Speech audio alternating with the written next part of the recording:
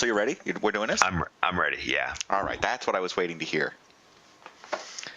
I can't read the yellow writing over top of this thing. So let's put my arm up there. Then now I can see it. All right. It's March 8th, 2015, and you happen to be watching Mods on Air. 2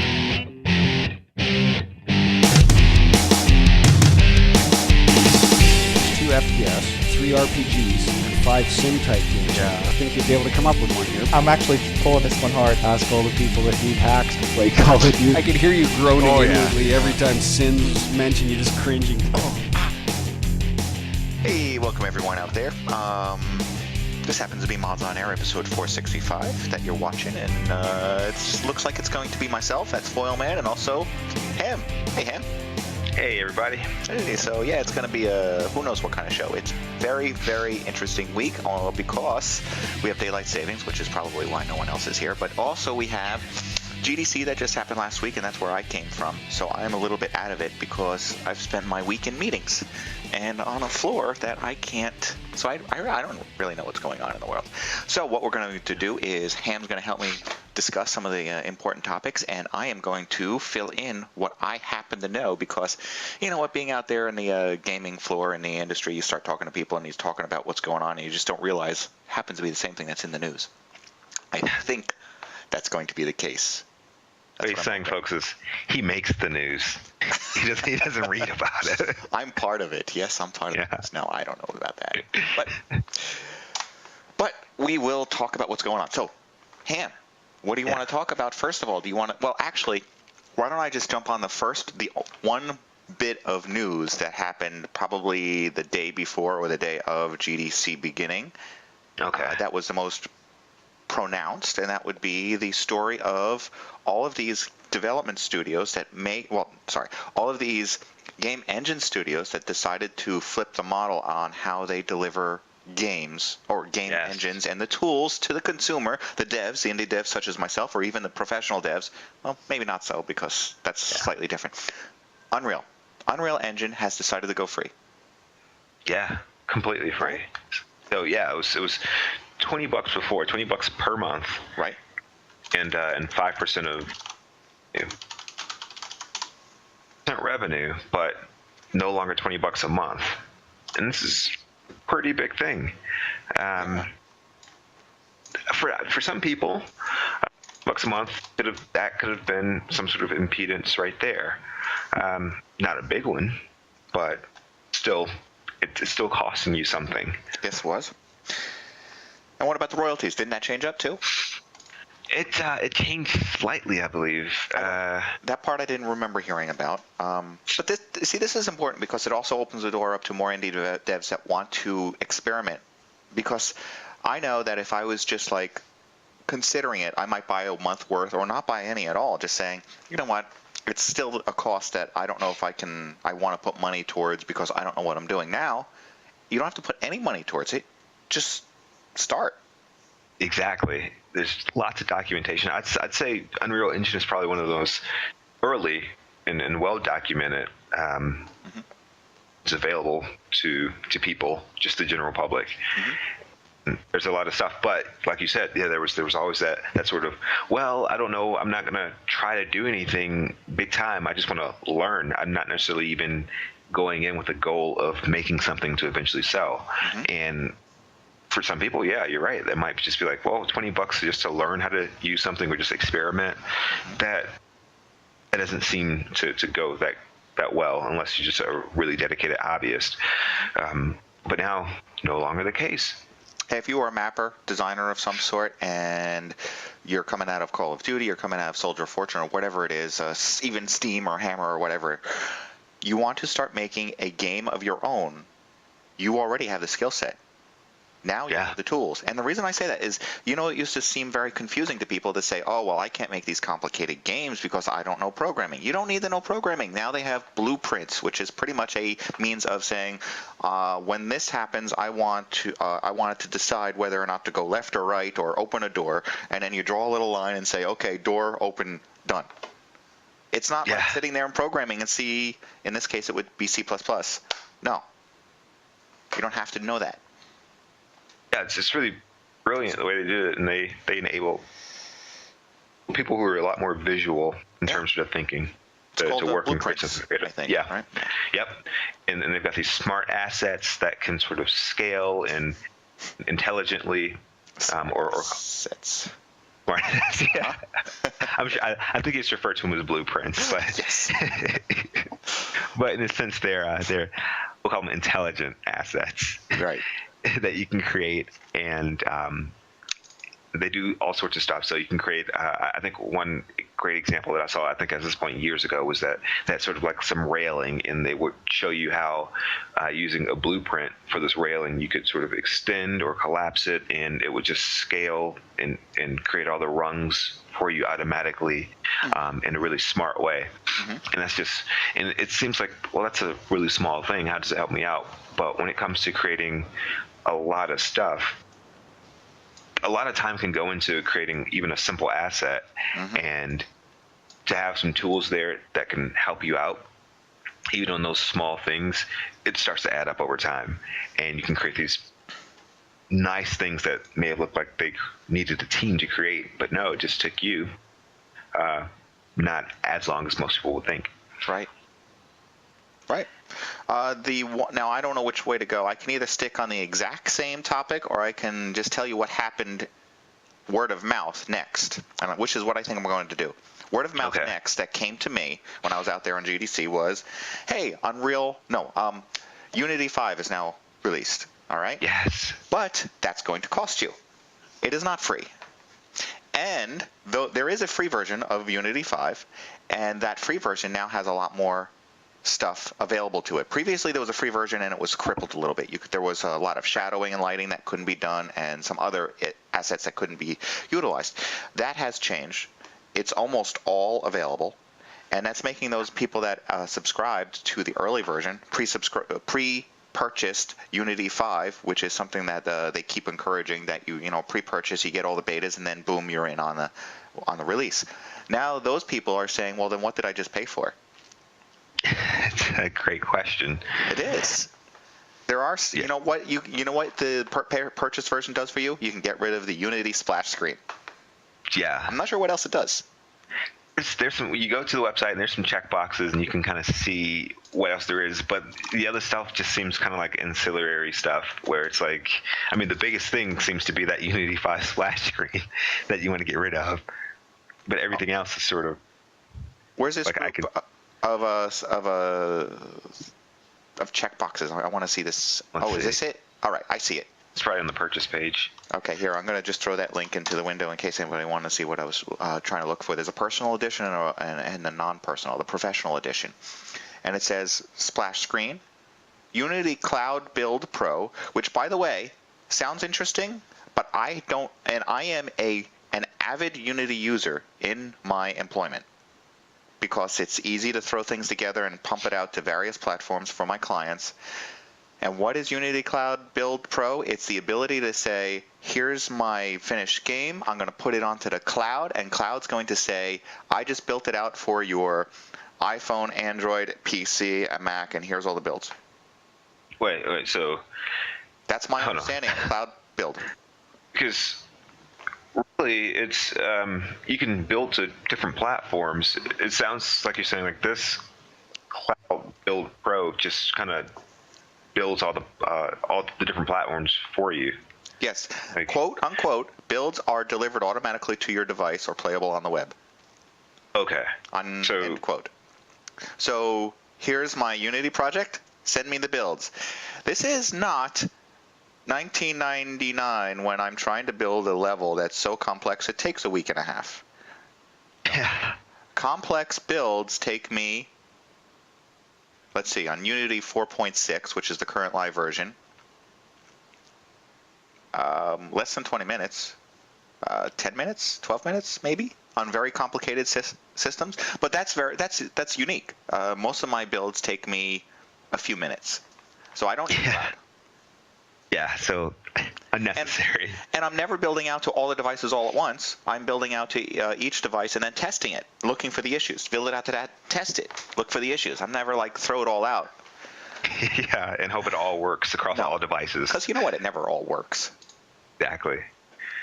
And to go in thinking that, I think is a big mistake. You don't want to do that. All right, what else you get? Unity Pro Analytics. I've never used their analytics system. This is brand new. No one's used it, so whether or not it's good or bad, nobody knows. You want analytics, you can add your own analytics, or you can add Google Analytics, which is actually not really good for games, but there are analytics available. There's also other game analytics systems that you can throw in, plugin-wise, that are, by the way, free. Okay. Team license. Now that's interesting, but Unity 5 Professional Personal Edition users can purchase a team license for $20 a month. Team license facilitates efficient asset sharing. So it's sub-version, but you still have to buy a seat for every person in your team? Yeah. So what's that? $1,500 per person? But then it's free. Yeah. Okay. And that quickly brings up a different point. Not only is it $1,500 per person, but you can also they do have per platform. Per person and per platform, yes. Yeah, so you might be potentially looking at like $4,500 per seat. But if you don't want to spend that amount, if you're working on your personal version and everybody's using the personal version and you're done, and you want some of the pro features, they're offering $75 a month. So you could pay $75 unless there's some sort of weird terms where you have to pay annually. But you could just pay $75, get all the features you need really quick, and then stop paying. That's an option. Here's another one: prioritized bug handling. So if you find out that there's a bug in Unity where Unity doesn't work, if you're paying for it, you can get that bug fixed faster than the people who aren't. I think that's what it means. Yeah, incoming. They're not talking about fixing your game for you if your game has a bug. So what are they talking about? They're saying if Unity is broken and you're paying for it, we'll look at your bug first because you're paying for it, even though it affects every single user. Yeah. All right. Game performance reporting. Analyzes managed code crashes from your what? A list of new services. See, it's a new service. I don't know what it is, and they don't even want to tell you. And then you also get beta access, which is helpful but not necessary. Right. Okay, so that's a list of features. I don't want to go too long with Unity and just spend the whole day talking about it, but that gives you an idea that there really isn't much going on here in 5, and why are you paying for it? Just get the free version, and you get to do everything you need to do. Done. Yeah. Except for the splash screen. Unity splash screen. I'm using Unity. If you're using Unity, then you shouldn't really care about the splash screen because you can't get any more embarrassed. Right. If you're a Unity dev and you're using Unity, be proud of it because you're just starting out and you're getting games, and there's a lot of good games that you can really make on it. If you want to appear like a huge studio, get Unreal 4. Oh my goodness, it's free. Why wouldn't you start there? I don't know. Well, there's some back and forth, and part of it's just to do with the revenue model. Unreal 4, they basically say, and here's where some things I think did change. Before Unreal 4 was free, they wanted 5% of your revenue. Yep. After you got $5,000. Now they want 5% of your revenue per quarter after you get $3,000 per quarter. So if your game does really well in one quarter, they're going to want over $3,000. They're going to want 5% of your revenue. If in the next quarter your game is not doing so well and it makes under $3,000, they're not going to want any of your money. How do they track this? I don't know. Because I can make a game and just play it in my own home and never sell it, or I can sell it to all my friends at school. So I have to report this income. How? I don't know. How are they tracking it? Does that mean they're tracking every game that's out there and saying this is the title of the game that you entered into the game settings when you released it, and we've just found out that there's 100 IPs playing it? That's possible. I wonder. Okay. Yeah, I don't know how they track it. I think they have some way. But oh, go on. Oh, but Unity, the way they're doing it is if you have the free personal edition, they're just requiring you to upgrade to the Pro edition if you make I think over $100,000. Okay. From your app. All right. Yeah. Well, you know Blazinski, Cliff Blazinski. He was well known for Epic, and all the stories that you hear that I hear are true. All the stories you hear about him being the musclehead party guy, driving his Ferrari and whatever it is. Well, what kind of party do you think he would have? You think there would be like flashy lights, loud DJs, and people doing that? Yeah, That's all you hear, right? Of course. Well, yeah, I went to the Epic party over at GC, and it was that. That's what it was. Okay, just as expected. Just as expected. Long lines outside because they're purposely making lines. I don't know why. And the best part of it, free drinks. Okay, great. Otherwise, you go inside and you can't talk because it's too loud. It was crazy. So they make lines on purpose, even though there's ample room inside, so that you feel important when you get in there. Yes, Obi-Wan, one of the things about GDC is these companies actually do have physical, real parties in bars or nightclubs or whatever it is. I got to go to a few. Yeah. Some of them aren't as easy to get into, and some are. Because in the end, it's about networking. Right. One of the other parties that I went to, and I think I'm allowed to mention or briefly mention some of this, but I don't remember many details at all. I went to an Autodesk party. Autodesk is the makers of 3D Studio Max, and they also own Maya, and now they're talking about something that begins with the letter V. That's some sort of, I think it's a V, that is now a game engine, and available for you to start making games from. I can't remember what it is. It's not Velocity or... Darn it, I don't know. Autodesk now has announced something. Let's see if I go to the Autodesk website and see what I can find out. They have a pay-as-you-go desktop subscription with their stuff. But when I think of their pay-as-you-go, I don't think of like what Unreal used to have. For some reason, what goes in my mind is what Adobe was doing. Right. Yeah. You got to fork over money. And Adobe, they've got a per-month subscription, but you pay more, but you pay a little bit less if you paid annually. So it's still going to cost you X hundreds of dollars per year to not own the software. Oh, okay. I guess I shouldn't be talking about it because I don't see anything listed on their website. Not yet. Yes. There's nothing listed on here as far as what they're doing with this new thing, but they told me the next day I was going to hear about it at 10 a.m. I didn't hear anything about it because I figured I was just because I was too busy. Sound of products at all?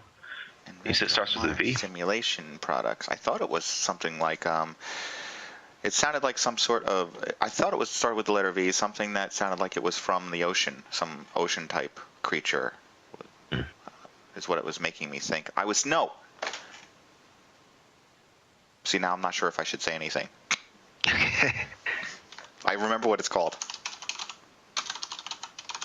Let's see. If this comes up.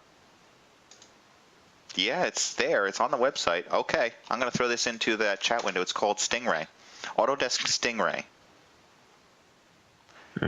A flexible 3D game engine. That's new to me. Yeah, I've never heard of that. Did you get the link? Oh, let me go. If you didn't, I'll just throw it over to here for you. There you go. I was looking to see what the price was per month for their pay as you go, but I don't see. I'll look into it later. So you can sign up for the latest. Looks like you can't really get access to it yet. I guess I can talk to my buddy I met all the guys that are heading this up. Oh, which is an interesting thing. You know who is heading this up? I don't know if it's good or bad. I think it's okay because I know the group. The 6 or 7 guys that headed up over at Chaos Studios. Really? Remember? Yeah. Wow. I got put in charge of this. That's one of the other cool things about GDC is the more often I go, the more I get to know these people, not just meet them. Yeah. Some new people I met, some people I'm getting to know. All right. Neat. All right. What were we about to move on to after? Well, actually, I should throw this Stingray link into the potential notes in case I feel like publishing this when I have time. Very, very, very busy next 2 months. 3 months. Next 4 months is insane. Oh my goodness. All right. Sorry. What? Yes. Should mention the third engine that I mentioned was Valve. Valve announced that they are working on Source Engine 2. Mm-hmm. They didn't give too many details, no screenshots, no nothing, no features. They just made the announcement that Source Engine 2 is coming, and not only is it coming, it's free. So that's all they announced? I thought at least they had something to provide, and I'm trying to think to myself, what would they be providing that everybody doesn't already have and already feel like it's free, right? But can't you already get the current SDK out there for free and start making stuff on it? For the Source Engine? Yeah. Yeah. And isn't that, I always thought that was Engine 2 because it was always consistently being updated as they go. My only assumption is that they were developing something else in parallel that probably targeted hardware that wasn't popular or isn't popular, because Valve, they've got so much data.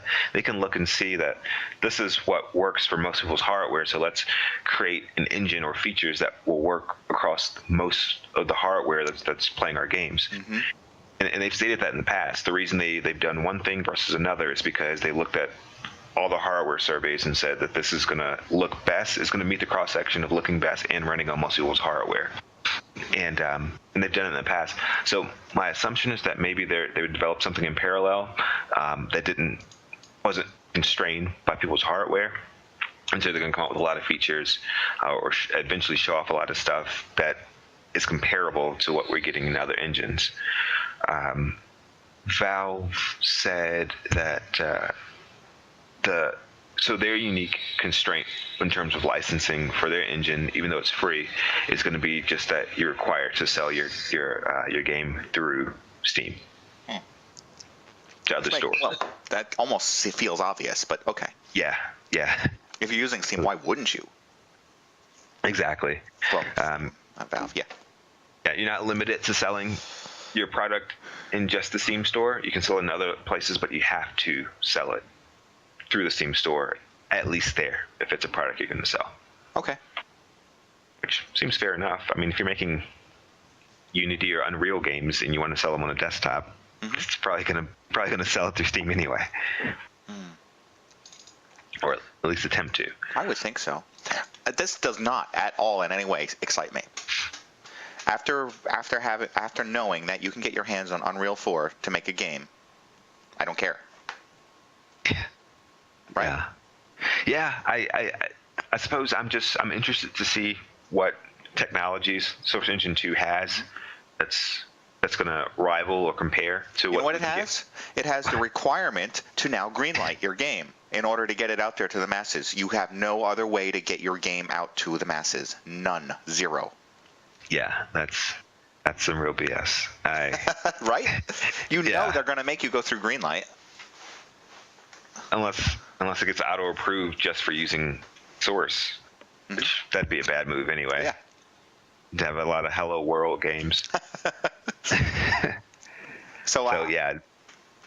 If people start making games on that, I think they're going to get a kick in the butt and realize that they're in trouble. Yeah. Or you can get stuck using these Steam machines and Steam Valve controllers that I very briefly heard were garbage. First of all, you're stuck with a Steam machine that's running some sort of Linux thing that is really just a computer desktop that you have under your TV, which you can go out and buy now. And if you want, install Linux or Steam machine thing on it, OS. Okay, you can take care of that yourself. And I heard that the final Valve controller that has been finally released, which I have not seen any pictures of, but I have heard that it is no different than, or doesn't feel any better than all the previous reviews, which were less than great.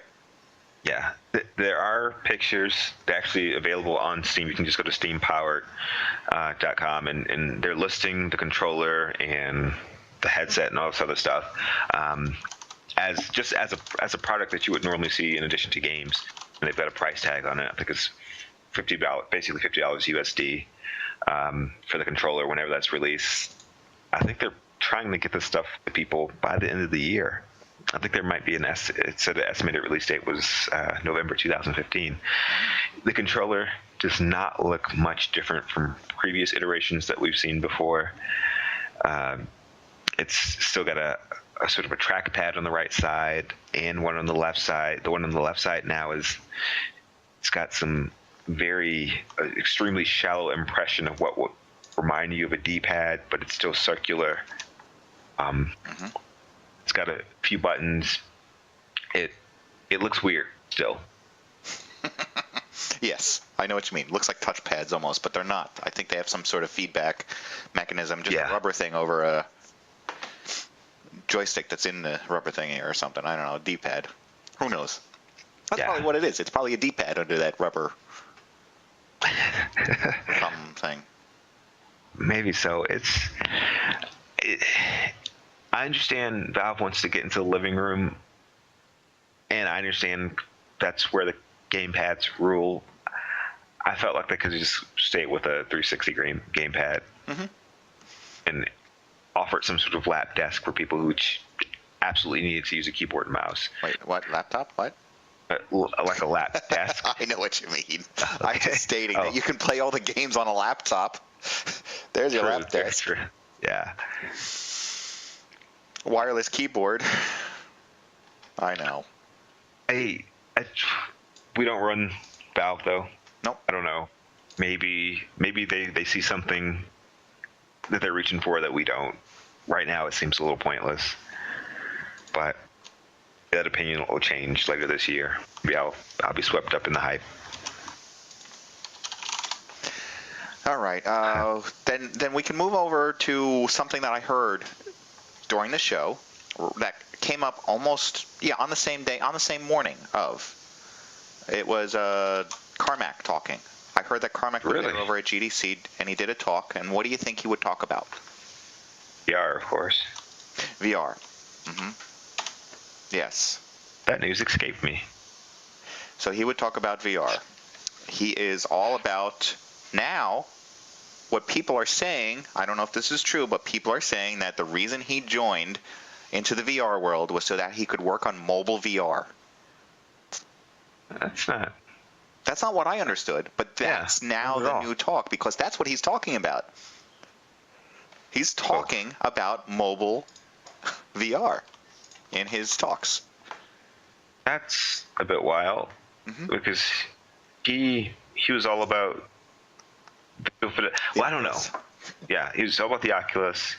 Oculus themselves, I guess the Rift is not a mobile solution. That Samsung VR, whatever they call it, that Oculus is partnering with Samsung to work on is sort of a mobile solution. You use your phone. I guess it's also funny. I should also follow that up with how they're saying it. They're saying that, John Carmack was speaking, because he now works for Facebook, and he joined to do mobile VR. That's the thing that I heard. I'm like, what? It's because Facebook bought Oculus. He went to Oculus, and then Facebook bought it. Yeah. So he works for Facebook. And now they're doing mobile. So it's like this whole telephone game. And I don't know. I think that, to me, that sounds like a horrible career move if that's what you went to do. From running its software to joining Facebook to do VR, mobile VR. Like, what? Yeah. If I ever get a chance to talk to Carmack again, I think I would ask him, like, do you regret this at all in any way? Yeah, that's a good question. I think, and this is just me talking, I think he probably regrets the move of selling id to Bethesda. Almost certain of it, because had that not happened, he would have been able to continue VR work, stayed at id, and had more creative control over stuff. I know when the news was first announced at that QuakeCon, he sort of addressed some issues. He's like, why would we do this? And he's like, well, we can't keep taking a long time to make games, and because we take a long time to make games, there's a risk of spending way too much money or not making enough. So by selling ourselves to Bethesda, basically have more money to push around, to hire people, create games faster. sounds innocent enough, but I don't think he thought far enough in advance that this could result in me being basically pushed out of id Software because I wanted to pursue a technological direction that they say there's no money in it. And it turns out, hey, there's a lot of money in it.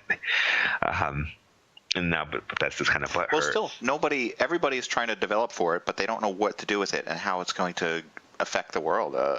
Because I can't stop thinking about how similar it is to the 3D televisions, where that became such a fad. Everybody started making them and selling them, but nobody really. Yeah. Very, very, very small percentage of people utilized the 3D television in their home. They went and bought it, and that's it. Just 2 or 3 years later, and nobody wants that feature at all. Nobody cares. So now this thing is going to stay in production until they figure out how to sell it. Yeah. I forgot. I can't remember the exact reason, but I heard that even the Oculus is going to just keep going in production until a certain point. So they're not even close to releasing a consumer version. They're not. I still expect a couple more years before anything like that happens. The others might, the ones that have phones out, such as a Samsung or the Google cardboard printed thing that you can throw in your face. Expect that. And that's going to change the public opinion because they're going to get a lower quality version of this device on their face. And they're going to be like, well, why did I get this? Yeah, that's a great point. Valve, they're pushing ahead with this VR initiative. They partnered up with HTC and announced something called I think it's pronounced Vive, and they're trying to get it out by the end of the year.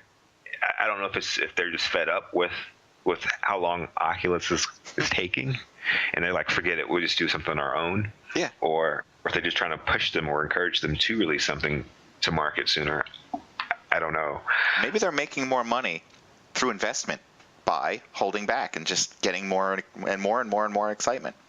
That's probably the case, because if they were to release a product right now and it didn't live up to the hype expectations, which at this point I'm not sure. Yeah, it'd be over instantly. That could be it. I didn't think of that, man. Then I came across this product, which actually was practically across the hall from where my booth was on the GDC floor. And I thought it was absolutely ridiculous the day before GDC opened, and I saw this thing. What is the name of this crazy thing before I post this? It is an attachment to the VR, the Oculus, that goes under it. What was it called now? Come on. I don't even see the name in this article that I just posted to you. Feel Reel or something? I think that's it, the Feel Reel. Okay. So it has this lip-shaped thing that it actually here's the Oculus on your eyes. And this thing attaches under the Oculus, so it covers all of your mouth and your nose and your cheeks. In the middle, it has a microphone that looks like little lips. Over here, it has little wind blower things so that you can feel air. Over here, it has something that generates odors, so that you can smell what's going on. It's this whole face attachment thing to make you feel even more in the game. So now your entire face is just this big block of plastic. They should just fill the smell with a new car smell and just put you in like a driving simulator, because that's the only thing that's going to work. Completely covering every bit of your. Don't forget the headphones. So now you're just one big block of plastic. Better hope there's not a fire. Having that thing melted to your face. Yeah. I'd kind of be afraid to walk in a room and see somebody with all that on their face. Mm-hmm. Like that's a monster. That's what scary movies are made from. Oh, I'm looking at the comments just to see what they're saying. They're like, oh, it sounds like Borg. I heard somebody else call it somebody from, I can't remember, from Batman, whatever his name is. Pain. Pain, right. And then here's somebody else that says, wow, to think of the porn produced for this. And that reminds me, there was at least one developer on the floor that if you asked, would show you VR porn so that you get an idea of what it's like. Really? Yeah. This is what we've come to at the Game Developers Conference. And there's mixed opinions. Some people felt like it was great. Some people felt like it was way too creepy. Creepy because all of the realistic elements of real life weren't there. Somebody near you, you don't feel their breath or feel their presence. They're there, but you don't feel it. It's not natural. It's like being a ghost. That's what somebody said. Yeah. In other words, it's quite possible that you can't reproduce that. Yeah, I doubt we'd find somebody saying like, "This is better than the real thing. I don't need a man or woman ever again." This is it. Yeah. And now all the processes are out of work.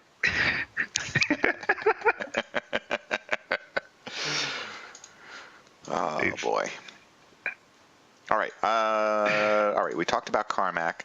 From that, I can go to there, or I can go to there. Let's see. We just talked about. All right. Just a quick one on here. I wanted to throw out since we talked about game development and stuff. I found an article over here on Gamma Sutra, and actually I just found it this morning. But I wanted to mention that this is real, and this is the way that the immediate future is going to happen. The article's entitled "Why an Apple-Featured Indie Dev Abandoned iOS in Favor of the PC."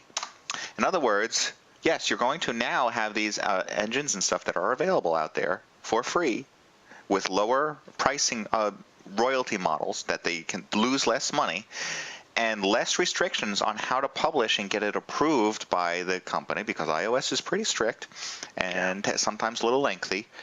Why you're going to get mobile phone developers developing their game for PC. You're going to get mobile games on your PC. More so than you already are. It sounds like an odd move, but no, it makes sense. Like, just surface, it sounds odd without any context. It's like, why would that happen? But when you dig into it, it makes sense. Yeah. And I didn't know the focus of this article was the roller derby disco ball thing. I don't know. I played the demo of that, and it's actually really fun. Okay. I didn't think it mattered as much. I just wanted to point out that this is just a ongoing thing, and it's going to keep happening. Yeah. And along with the decline of Apple, but that's another topic. All right. Now, Microsoft is also going to be, which we kind of mentioned previously, that Microsoft is going to be rolling out, what do they call it? Xbox Live for PC, right? Yeah, go ahead, and I'll comment. Well, I just wanted to point out that there's articles out there saying that Microsoft is going to tell you that it's going to make it so that the Xbox Live is free for PC. Xbox Live Gold is free. You know how if you have an Xbox and you want Gold access, you have to pay a monthly subscription or something like. Isn't it like $50 a year or something, or maybe $70 a year? I don't know. I won't pay it. But right now.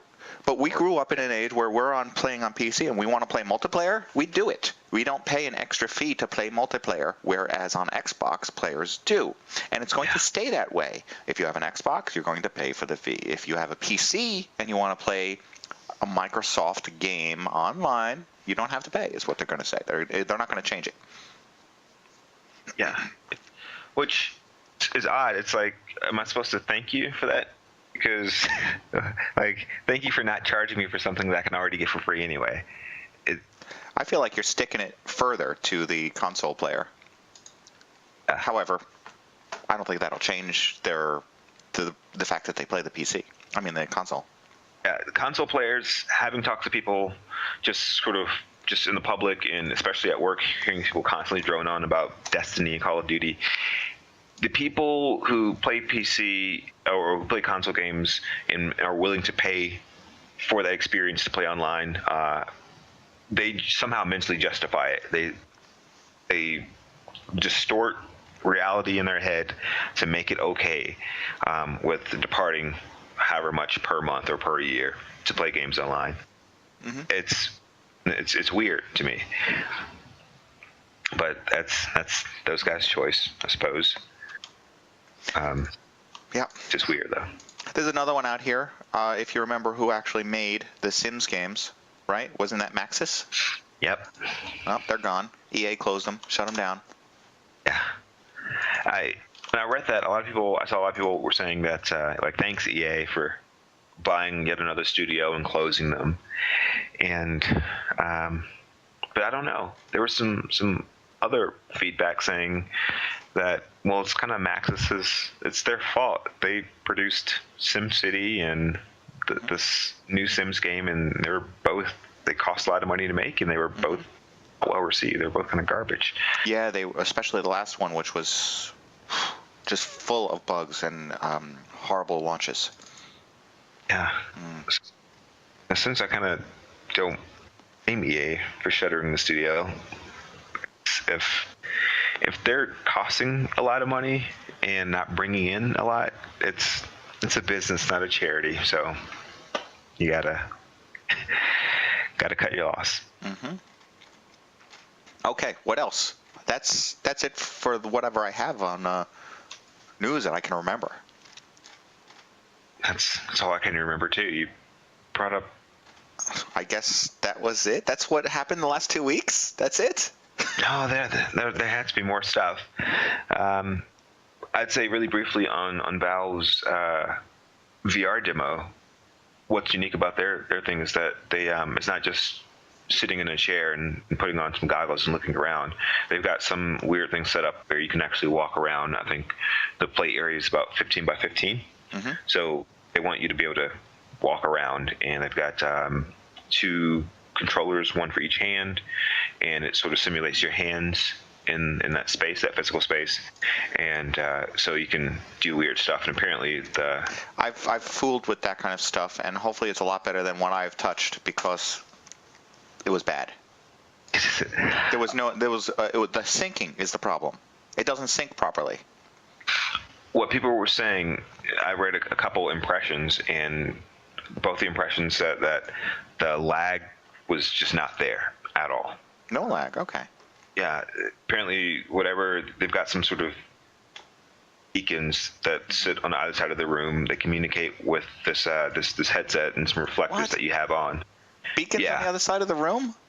Yeah, the opposite side, so I guess to create this feel. Wow, that's going to be some setup. It's like, okay, go out and buy 2 Kinect cameras, and then you have this thing that looks like it has 1,000 cameras all over the screen, which is that Valve headset. Yeah. and somehow they communicate with it, and so apparently the takeaway though is that there's no lag in terms of, or I should say, there's no lag or it's hardly perceptible. Okay. And but people did comment to say that the quality of actually it was weird. One article said their impression of the quality of the screen was not so great. And the other said the quality of the screen was really good. Mm-hmm. And they were overall just very impressed. But both mentioned that there was no perceptible lag whatsoever when it came to looking around or walking or anything like that. And so there it is. And that's what Valve hopes to have released by, I think it says November, December of this year.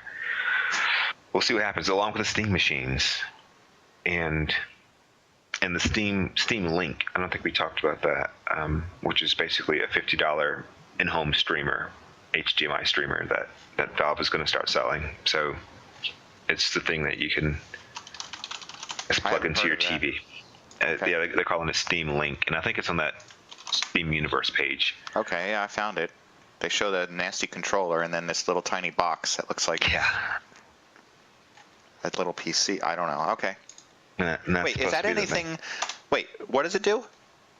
You plug it in and to any TV in the house, and it streams what's going on your PC, wherever that is in the house, to the TV. All right. For a moment there, I thought it was that PlayStation Link, right? Isn't that what they're calling it? PlayStation. No, I thought it was PS Vita TV or something. No. PlayStation. Now you got me wondering. The thing that there's something new that's going on with PlayStation, and they're just going to start releasing games that have what I thought was called PlayStation Link. I'll know in just a second. I got to check my email because I've got to do some work in making that happen with some games that I know of. Crossplay.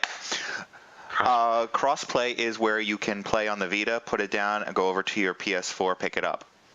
Okay.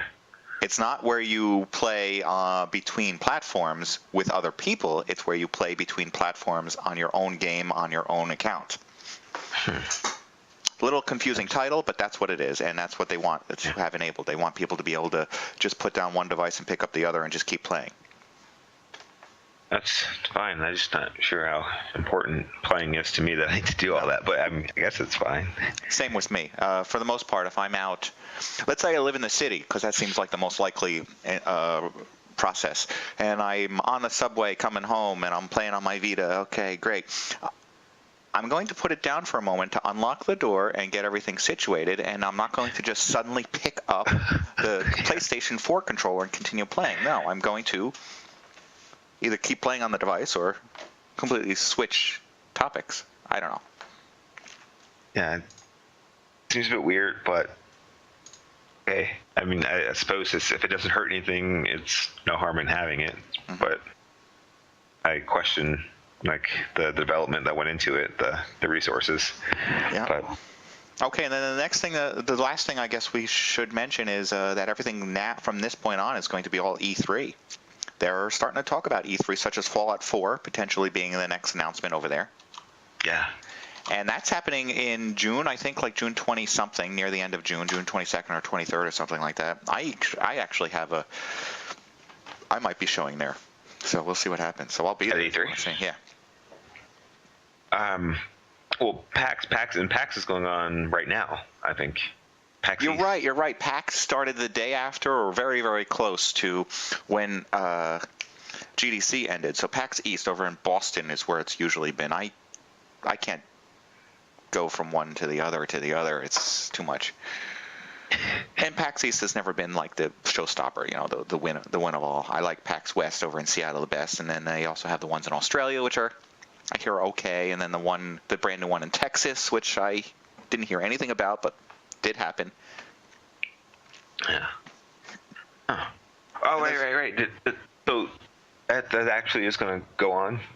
PAX South or something is in Austin. It did happen. I heard. I know. Oh, man, yeah. That came and went. Yeah. I thought that was still sort of, they were just discussing whether or not it was going to happen. No, I think it already happened once. Yeah, I wonder how that went then. Or so I heard from somebody that I mentioned it to. Okay. But yeah, because we're only, I guess, a couple months from. No, wait. When is E3? Is it in May or June? June. It's going to be in June this year. So we aren't too far from it. Nope. That's over in LA. Usually the Los Angeles Convention Center, or actually, I don't know what they call it now. Probably some bank or somebody purchased it. I was going to say, yeah. It's probably the name of some place. I'm clicking through. It says, there it is. It's June 16th through 18th, which is a Tuesday through Thursday. Starting on Captain Picard Day. Really? Oh, speaking of Captain Picard Day. Yeah, June 16th. No, he had a day. Of course, that's his birthday or something, or I don't know. Anyway, what? No, it's an actual day. Yeah. Moore died. What? Yeah, Leonard. Oh, yeah, Nimoy. I know. I didn't hear your whole whatever you were saying. It was like cut off. Yeah, Leonard Nimoy passed away. That is pretty sad. They're trying to make everything nice and memorialize him inside of the Star Trek Online game, is what I'm trying to say. That's it. I don't know what else to say about that. Yep. It's sad that, I don't know, this person who in our collective imaginations really was Spock. The collective. Yep. And went to space and distant worlds and all that stuff, passed away. So it's, when I think of these sci-fi series or things that people like there's just entire fandom about, it's this weird thing where it's like everybody's an adult, but everybody's still sort of playing pretend and really believing that these stories are real in this crazy way. So it's sad that the world has, in a sense, lost not only Nimoy, but also Spock. So it's just kind of weird. Okay. Anything else? I think we got it. No, I think that's it. All right. Well, I do expect that we will be back next week. I don't see why we wouldn't. Let's see. What is next week? It is the day after Pi Day. Yes, there's lots of days. You're like, Pi Day? What? Yeah. 314, 3.1 for, get it, Pi. I'm just going to have a holiday calendar. Every day is a holiday. Today's Daylight Savings Day, yeah. Yeah. So there's always something going on. Super Sword's birthday is this week. Actually, wasn't... no, that's coming up. Okay. Anything else? No, I don't see any. Easter is coming up in April. Yeah. You know, I'm so horrible. I've got Quake 3's birthday is on my calendar every year. Did you miss out on IHOP Day for free pancakes last week? See, this is why I need the calendar. I don't know these things. Free food. Would have been all over that. Yeah. All right, then. I'll wrap it up. Ham, thank you for joining me. Thank you for having me. Yeah, I don't know where everyone else is sleeping in. I'm just tired enough to sleep in, and here I am. They're all going to be here like in just a minute saying, where's the show? Is there a show today? Yep, I know, right? All right, anyway, we'll try and be back next week with some more topics to talk about. Who knows what the world of gaming news will bring. Maybe we'll have something exciting. I think we had a pretty good list of topics, and hopefully I can get this all together and compiled into a final show for everybody and release it on Friday, along with the week previous that I never got to release because did show and then caught a plane and off to San Francisco, and I haven't been back since. Yeah, so people can look forward to a double feature. All right. So I guess I just play the ending, and that's it. Yeah. And that's something like that. I think something like that happens. Yeah. All right. So we'll be back again. Everyone, have a great week. Send us some topics if you want. Mailbag at MODSonair.com or yell at us. And download Unity and Unreal. Work on something. Thanks for watching this week, and come back next week when we will broadcast another live show. Details for this and all past episodes can be found at MODSonair.com. We welcome your feedback via email at mailbag@modsonair.com. And please consider subscribing to modsonline.com to support our show. The opinions expressed by individuals on this program are not necessarily the opinions of our sponsors, owners, or partners. Obi-Wan is right. Download Quake Live, install it, play it. While it's playing, download Unreal 4 engine so that when that's done, make a game. Make one. Just try. Yeah. There's so many tutorials out there. So many. All right, everyone. Take care. Now, let's see how we turn this off.